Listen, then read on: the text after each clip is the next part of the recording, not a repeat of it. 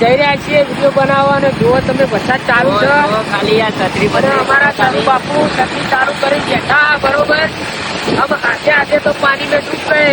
कौन है ये लोग, कहाँ से आते हैं ये?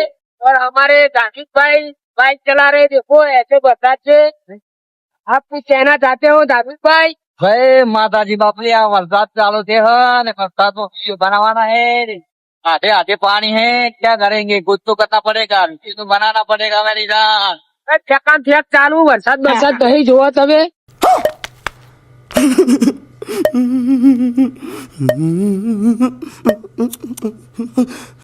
પણ આ ભાઈએ તો એકદમ છત્રી ચાલુ કરી છે બરોબર કાગળો થઈ જા બંધ કર